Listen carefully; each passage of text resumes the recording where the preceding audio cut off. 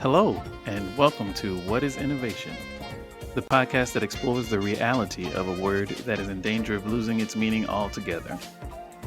This podcast is produced by Outlast Consulting, LLC, a boutique consultancy that helps companies use innovation principles to solve their toughest business problems. I'm your host, Jared Simmons, and I'm so excited to have Quinn Osha. Quinn Osha is the founder of Topmarq, an innovative online platform that allows car owners to get the best price for their used car. A car fanatic since he was young, Quinn saw room for disruption in the trillion-dollar automotive industry that would allow people to get better deals when selling cars. Despite starting with no co-founder and minimal funding, Quinn took Topmarq to revenue within 6 months, and the company now covers dealerships with a combined volume of over 1 million vehicles per month. Quinn, welcome to the show. So good to have you. Thanks so much. Excited to be here. Yeah. I love technology. I love cars. I should say I like cars because I know people who really love cars. I really like cars, and I'm really impressed and inspired by what you built. So I'm excited to dive in and get your thoughts. Thanks. Yeah, I'm excited to talk about it. And I think the interesting thing about this business is that coming from a highly technical background, it's not necessarily a super innovative on the product or technical side. It's much more of an innovation in an industry vertical. And so I think it's actually quite an interesting use case or business case to talk about on this podcast. So yeah, happy to chat about it. Yeah. Fantastic. Well, let's dive right in then. What is innovation? Yeah, so I think a lot of people certainly have different impressions or understanding of what it is. I think if you polled the general public, they would tend to err on the side of like product innovation. Mm-hmm. So some kind of new technology is created, whether it's, the iPhone or the computer or something like sort of tangible and new. Mm-hmm. But ultimately, I think that what you actually see in reality is that that's the least common version of innovation. I view it in 4 verticals. So you've got product innovation, industry innovation, which is when you basically take something that works in one industry and apply it to a new industry. And that's what I would consider Topmarq as, is we took, this kayak search aggregation concept and applied it to a new industry. Then the third vertical is a marketing innovation. I think recently, podcasts have become very popular, and that's a relatively new innovation. You've got viral marketing, TikTok, stuff like that. Those are all kind of marketing innovations. And then the last one I view is business model innovation. So that's, what you saw over the last 10 years. When we used to pay one time for something, now we pay once a month for something. And that was truly quite an impressive and incredible innovation across almost all industries, from this like single pay system to a SaaS system. And I think that's kind of things that people tend to not think about in terms of innovation, but they can be equally powerful. And oftentimes the last 3 are much easier to get to market and much more profitable. Yeah, I can imagine. I really like that you've got innovation kind of broken down into those buckets, and you sort of see yourself, or Topmarq, I should say, as sort of playing in that industry definition of innovation. Just from, kind of tooling around the website a bit, I would imagine the business model aspect of things is somewhat different from what's typical in your industry as well. How does your definition of innovation, especially around the industry, how has that informed kind of the way you think about building your business? Yeah, it's kind of interesting and almost opposite to what you would expect. My background is electrical engineering, so hardware. I got an undergrad and a master's. So you would expect me to come out and kind of try to innovate on some hardware product. Yeah. And as much as I would love to do that, I love cars, I love autonomous technology, electric vehicles, all that stuff. The problem is that actually implementing that tends to require a whole bunch of money and a bunch of time. And those are pretty much the 2 things that you don't have when you're starting a business. Right.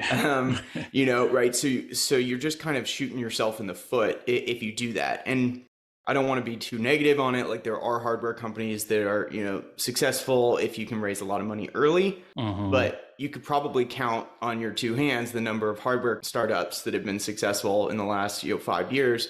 But it's impossible to count how many software startups have been successful. So clearly there's some kind of difference in how you apply those. And certainly not all those software companies are coming up with some like totally innovative new software concept, right? They're applying one of the three other versions of innovation. And so while I like to do product and research and stuff, I really had to force myself to stick inside of, the more approachable, bootstrappable versions. And so as I was looking at the automotive industry, it tends to lag pretty heavily the rest of the basically world. Yeah. And so that's an advantage to me, right? Because now I can take other learnings from other industries and apply them to the automotive, and it's, innovative, right? In terms of what the people in that industry see, it's a totally new product, which is really cool and really powerful. Right. And that's basically what we did is we saw that there are more and more car buying companies every day,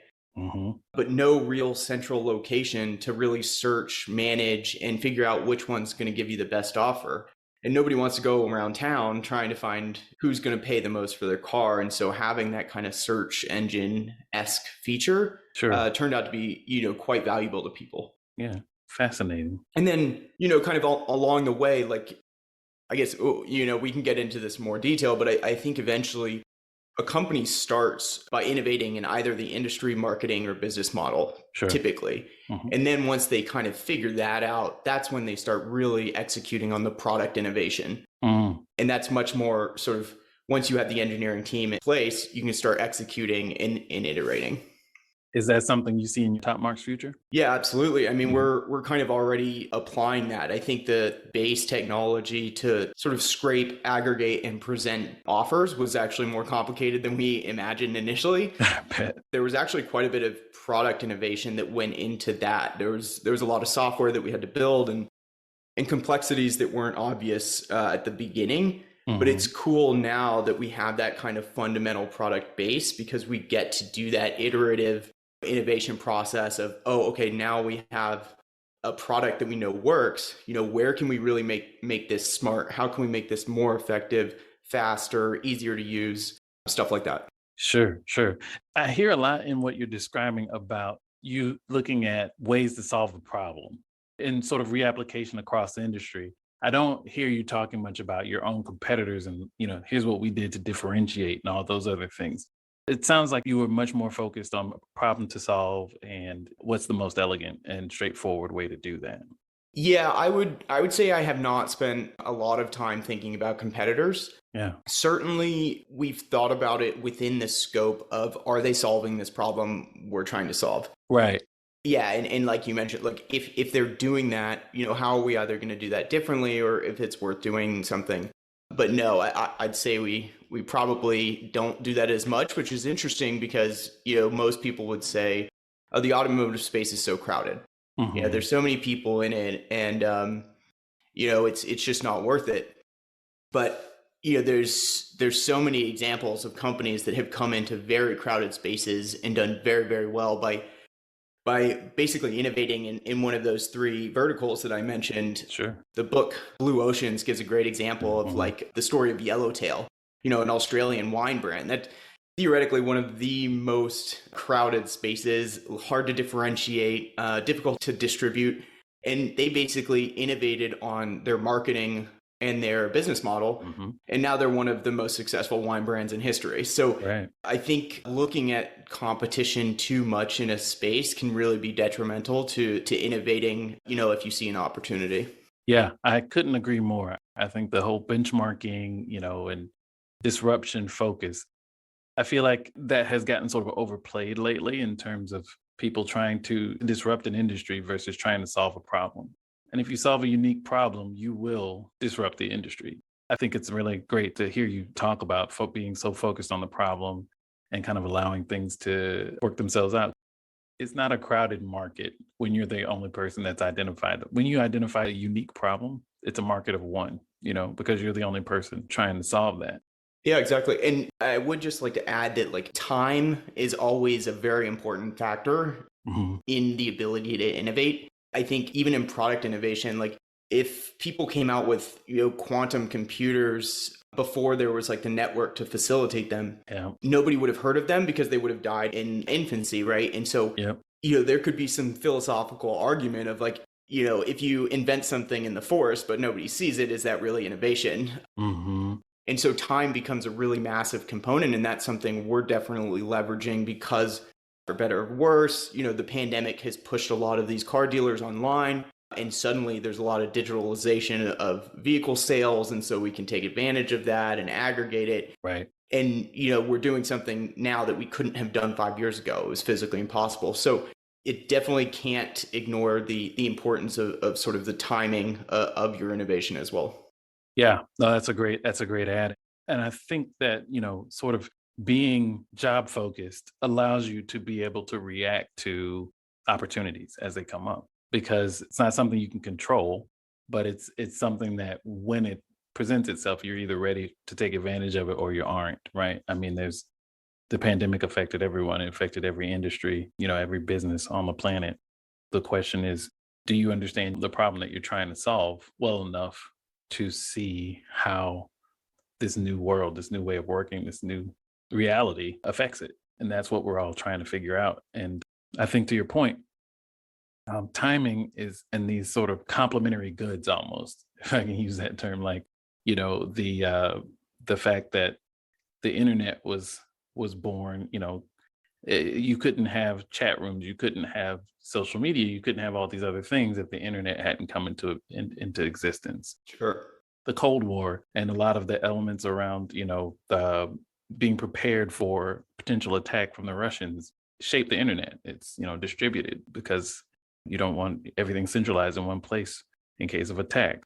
So you're right, the world we live in shapes our technology and our opportunities and how we can take advantage of those things. So your role as an aggregator, do you think that gives you a different view of the industry than say Carvana or General Motors or someone else? Can you talk to me about a bit about that? Yeah, I think we just fundamentally view what we do differently, Hmm. even though we're very close in the space. But the more people I talk to in the industry, there's just kind of this sort of legacy view of just you do it the normal way, right? You Hmm. just do it the way where you're either a dealer or potentially a wholesaler, and you buy a vehicle directly from a consumer from some sort of direct ad campaign or whatever funnel that they have, and then you buy it and then you resell it or whatnot. And we just sort of look at it from the customer perspective, which is like we don't care about any of that. What we Hmm. care about is finding a dealer that is going to pay us the most, and if not the most, have the best overall deal when we buy another car, right? Mm. With tax incentives and whatnot, or if they have a specific car that you want. Right. We just come from it from the opposite perspective, and sure, we're trying to help dealers, and we make the funnels more effective, and we provide a lot of value add to them as well. Yeah. That's not where we start. We start with the user experience. And from my experience, that's really not something people have done thus far. And I think it takes us a long way. Yeah. So that's definitely been good. I think we also apply, even though I mentioned we kind of try to stay away from heavy research projects, that doesn't mean we don't use complicated tech or, bleeding edge tech, right? Sure. You can apply brand new technology quite effectively and quite quickly these days because all you need to do is go and find a repository that's already doing it, or there's lots of ways to take advantage of the innovations of others in a Hmm. legal and moral way. Yeah, I know exactly what you mean. And Yep. it's Yep. incredible. I mean, the amount of power that you have at your fingertips, Hmm. and it's really cool. So we're kind of applying my background of a heavy research hardware tech company Sure. into this automotive space that, to be totally honest, has not really spent a lot of time anything like overly technical from what I've personally experienced. And Sure. I haven't seen beneath everybody's skirts or whatnot in the industry. But Right. even when they say, oh, we're using like millions of data points to estimate this price, that's like saying you kind of opened an Excel sheet with like 5,000 lines and Hmm. did some analysis. That's not that technical these days. There's a lot more that you can do with machine learning, image processing for, vehicle analysis and stuff that nobody's really doing. And I think we can apply quite quickly and add a lot of value. Mm. Yeah, I can imagine that would be a space where those sorts of technologies, you could really get out in front in leveraging those. I love your definition of innovation in the four areas: product, industry, marketing, business model. What in your mind isn't innovation?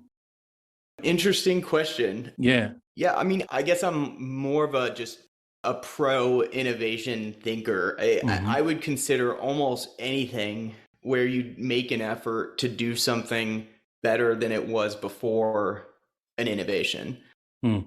especially because of my view on product innovation Yeah. is very much iterative. Hmm. Working at, again, a software company previously where one of the products was this machine vision license plate recognition thing, but it was essentially an application of other machine learning algorithms that other people had done and then bringing in new data and making it slightly better and slightly better. And then when the product itself was released, it was like incredibly innovative within the space, but the technology was so iterative over time Hmm. that to me being inside it felt not as immediate, right? It wasn't a big jump, it was that iterative jump. So in Sure. general, I would say, like, as long as you're not just okay with doing the exact same thing over and over again, Yeah. to some degree you actually are innovating. Yeah. Progress, some sort of forward motion. Yeah. Yeah, that makes a lot of sense. One of the things talked about in a previous episode, and comes up fairly frequently, is innovation is not invention. And I hear that a lot in what you're saying now, in that you don't have to invent something new. You don't have to create something from scratch for it to be innovative. You can take basic technologies and reapply them across industries, or take what's already there and reframe the business model. And that is an innovative thing. And I think that is a super important message to sort of get out in front of folks, because when someone goes to your website and sees what you've built and the cool stuff that it's able to do and the unique problem that it solves, it's probably easy for someone to think, oh, he must have had this mountaintop experience and this brilliant idea that he had got 15 patents for and all this stuff before he started doing this. But it doesn't sound like that was your journey. No, definitely not. I mean, we are working on patents now, but Yeah, yeah. to keep me honest in the future, I wish maybe that was it, that there was this some eureka moment where I Yeah. realized I was a genius and everything was going to work out. But, if anything, it was the opposite. Yeah. I felt Yeah. like an idiot all the way along the way Yeah. until, oh, suddenly it worked. So no, it was definitely in the same way iterative for me. Hmm. We just took it step by step and pushed where we were capable of going. And each time we kind of laid a brick, we were like, oh, well, we can lay this sort of next brick and sort of build the house that way. And that's been honestly one of the coolest things for me to see as a first time entrepreneur, is just how far you can get if you just start, doing something. Like Right. you said, progress. Sort of one of my favorite sayings is progress, not perfection. Do Hmm. something and see where you can go. Yeah. That's so important. And I wonder, you're an electrical engineer. I'm a chemical engineer. Oh, cool. I never engineered a chemical, Ah, but but I have the degree. So I went right into research and development and did all kinds of other things. But I do think there's something in that training, the engineering training, whether you're learning circuits or flow processes or whatever, just the methodical, process driven mindset of try this and learn, and then try this other thing based on what you learned and learn from that. That really sticks out when I talk to an engineer who's an entrepreneur. You don't, for me anyway, I never saw it as, okay, I got to build this perfect thing from the beginning. This is what makes sense right now. We'll try that, and it'll either work or it won't. But either way, I'll know better what should happen next. yeah, and I think that's a really powerful thing. And that's interesting that, yeah, that you sort of see it there as well, because I was just talking to somebody else about how, yeah, at Caltech, their method of work was basically to give you problem sets that were what they viewed as too difficult for you to do on your own. Hmm. And then they allowed people to work together in, teams and whatnot, even on the tests and stuff. Oh wow, that's cool. And it's, it makes it sound like it was easy, but it actually, just allowed them to make harder questions. But it Yep. does, like you said, it gives you that ability to come up against something that looks impassable and then just sort of break it down bit by bit. Mhm. It's probably an engineering thing because it's a sort of technical process. So I could see that being consistent across most engineering degrees. Yeah, yeah. I think so. It's just the fact that you're You're almost by nature inventing. Every time you're building something new or revising a process, you're kind of creating a new outcome. Yeah. And just like super effective problem solving. I think one thing I'd like to mention, it's really easy to get sucked into the technology. Hmm. And so something that I did pretty purposefully and I think was very powerful is I didn't stay, and it sounds like you didn't either. I didn't stay in electrical engineering. I did a year and a half there. Then I did some project management for hardware software products. Then I jumped across the vertical into enterprise sales, Mm. purposefully just to see different parts of the business. Yep. And I think if you put yourself in these positions where you see, different marketing channels, different marketing types, you see different business models, you see different industries, then you can kind of see them and point to them and say, oh, what if I put these three together? And that's where you can really become quite powerful at innovating, because you're just sort of like looking at a map of things you've seen and then reapplying them. Oh, yeah, that's very well said. I love people who've made those sort of random walks through careers because it really it gives you that perspective you're describing it.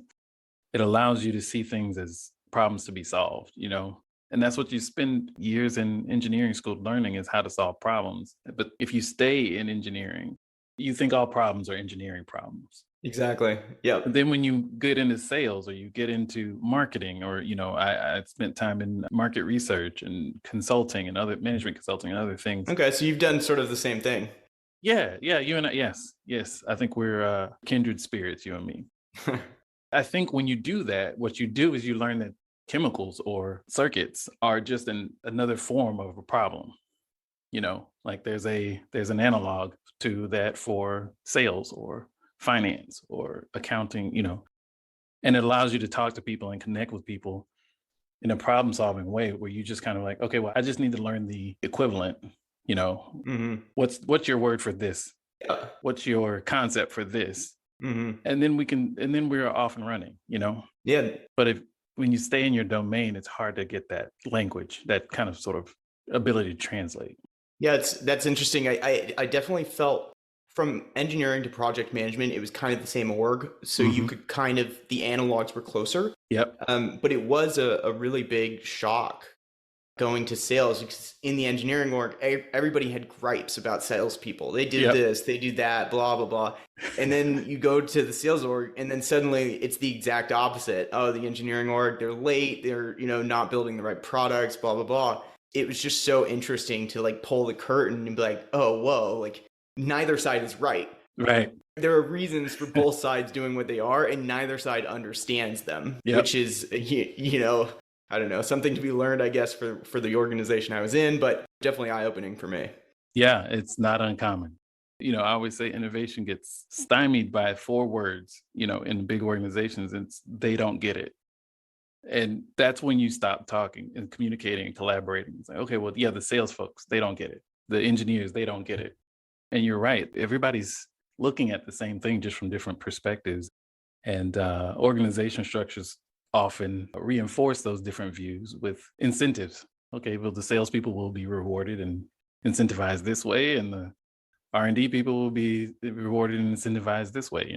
Like, so if I'm in R&D, I'm thinking about patents. If I'm in sales, I'm thinking about top line. And never the twain shall meet, so to speak. Hmm. But yeah, I really love the fact that I didn't realize this, that Caltech is so collaborative, drives so much collaboration even in the test taking, because that's what the world is now. And I'm sure you can attest to, even as an entrepreneur, it's really about collaborating and being able to connect with people. Yeah, no, definitely. I mean, if you can't talk to people in a language they understand, you're in a lot of trouble, especially from my perspective as a solo founder. I have to talk to the engineering team on a deeply technical level, and I also have to be able to talk very surface level value prop, marketing channels to our sales, side. So Mm. being able to understand empathetically, how people feel in a certain situation is incredibly powerful. Yeah. Yeah. Tell me more about Topmarq. Tell me about it today. It's really helpful to have heard about your background, the way you view things. I'd love to know more about Topmarq as it is today. It's a platform. The long-term vision is it's the first place you go when you decide you need to sell your car. whether you end up, selling through our portal or not. I want it to be the first place you go to get a good price and to get a good idea of your options. In the same way, if, I'm flying to New York, which I'm doing on Sunday, the first thing I did, I went to Kayak to try to find different hotels in the area. That's really the goal. And I think most people can sort of understand that. There's a lot of things that we can do down the line in terms of really quickly getting that value, because you do have to put in some information about your car, like the mileage, whether they're dents and stuff. Sure.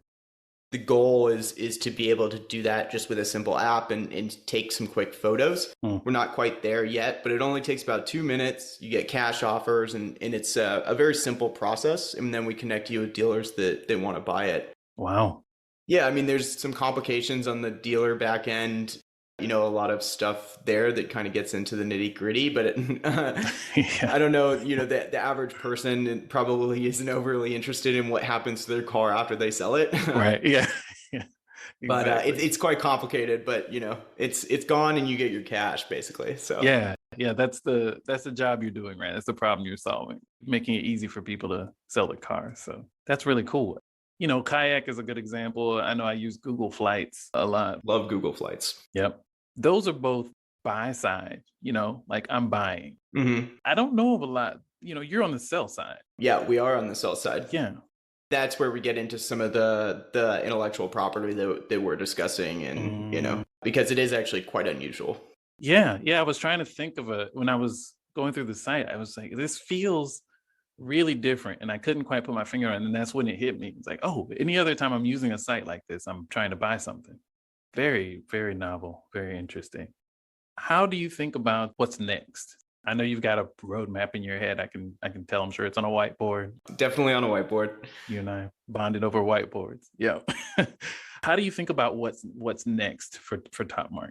We're actually joining. So we're not supposed to announce. So we're in a program. Yeah. For the next 4 months, sure. Which I'm really excited to do. Involves a lot of mentorship with some previous, founder exits, investment, stuff like that. But really 2022 is just sort of pedal to the metal.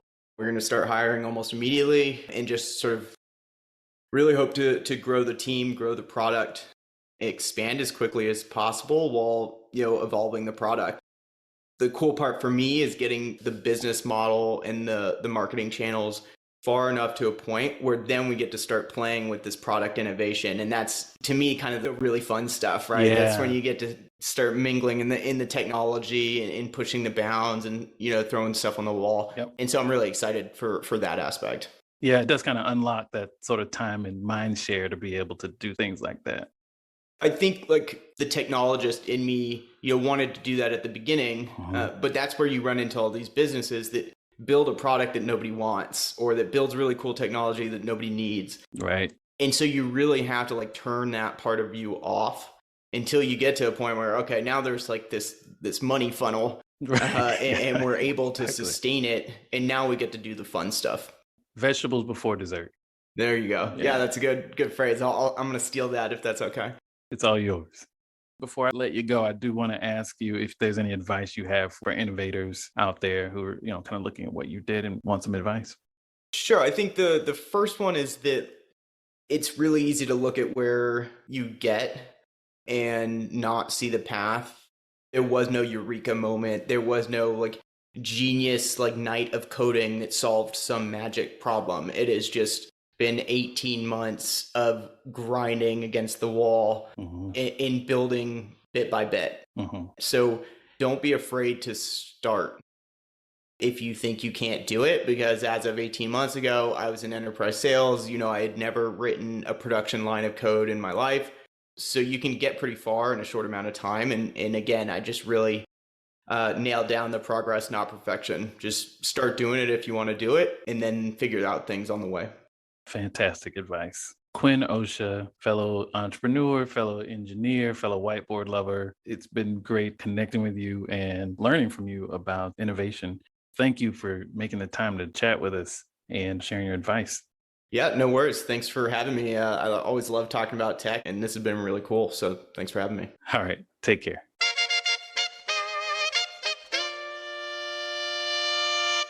We'd love to hear your thoughts about this week's show.